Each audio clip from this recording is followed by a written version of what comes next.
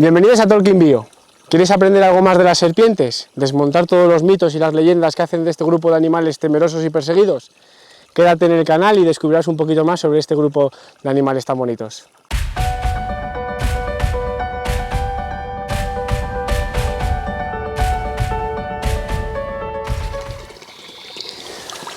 Bueno, hoy tengo la suerte de haberme encontrado con una culebra viperina o culebra de agua.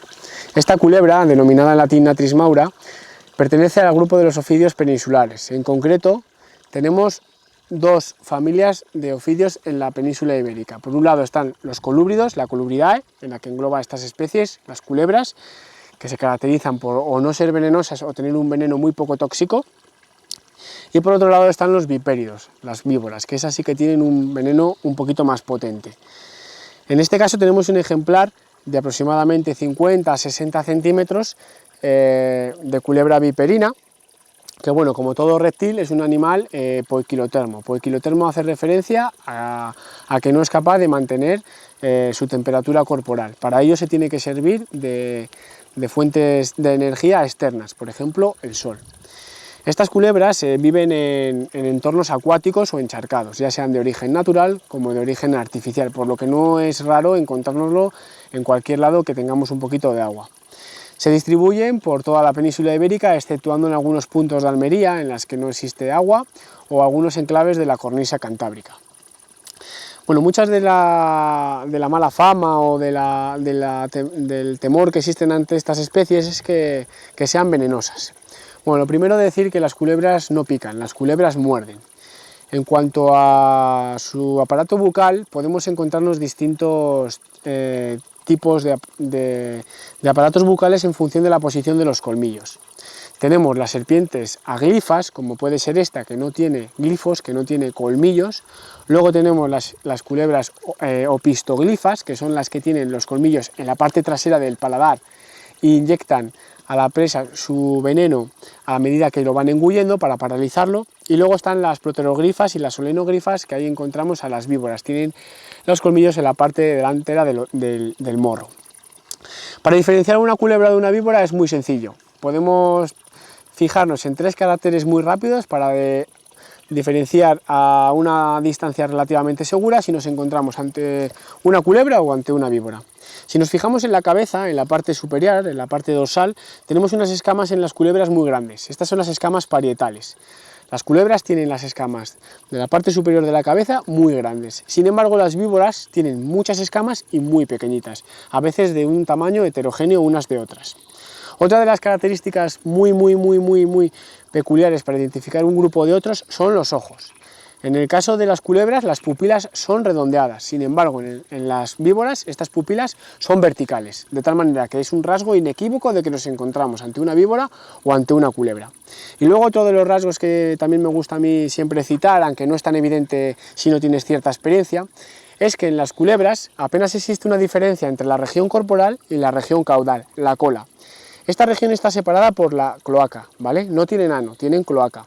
Y en las culebras, como podéis ver, tienen un cuerpo alargado y tienen una cola, aunque está relativamente corta, pero es alargada. No existe un cambio muy brusco de una región a otra.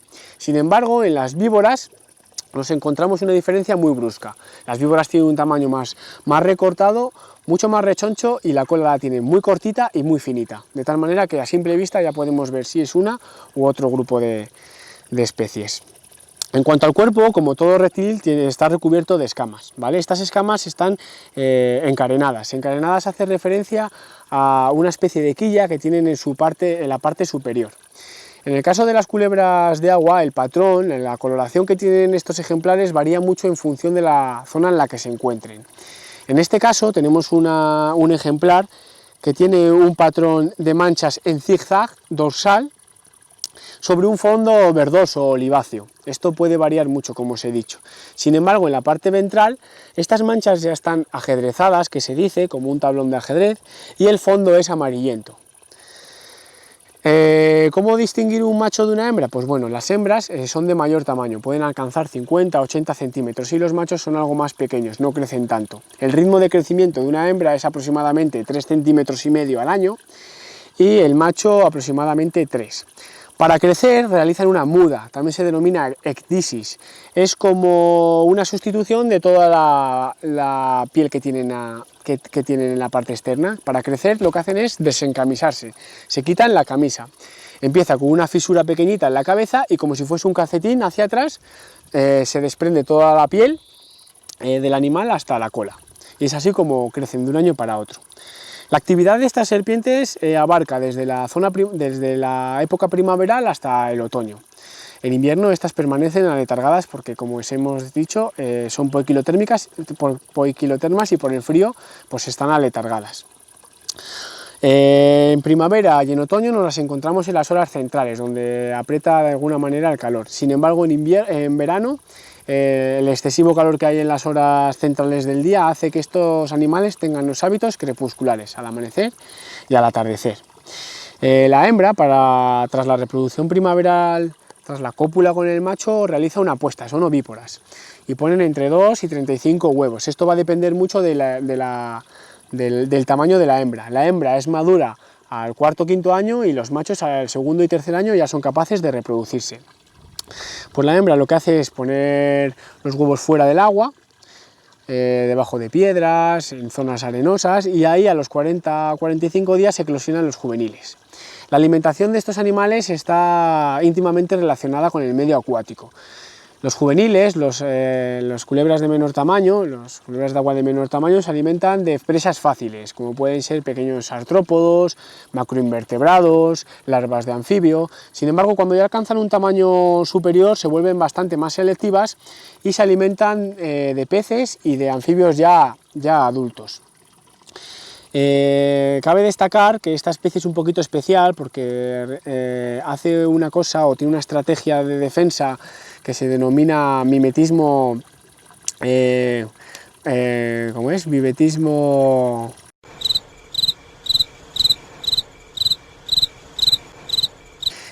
batesiano, y eso hace referencia a que cuando dos especies son muy similares, pero una se diferencia de la otra porque tiene alguna característica que la hace tóxica, que la hace letal.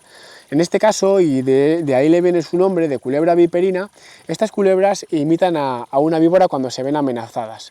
Lo que hacen es poner la cabeza con forma triangular, se hinchan y bufan, de tal manera que el depredador que les va a predar valora si merece la pena o no al tratarse de una víbora. Es decir, es una técnica de engaño para la supervivencia. En el caso de estas culebras, pues es muy normal ver que la gente las mata, las aplasta la cabeza, tienen muy mala fama. En este caso, estas culebras nunca se tiran a morder, solo hacen esa técnica de defensa, y cuando ya las tienes en la mano, tienen unas glándulas anales que desprenden un líquido que huele muy mal y hace que las sueltes casi de inmediato.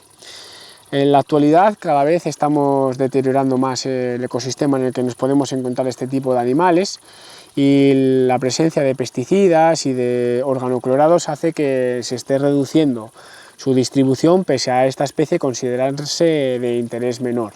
No está catalogada con ninguna categoría de protección.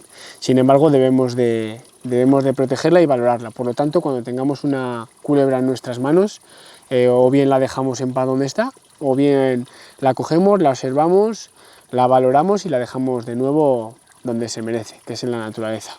Así que nada, otro día más y mejor.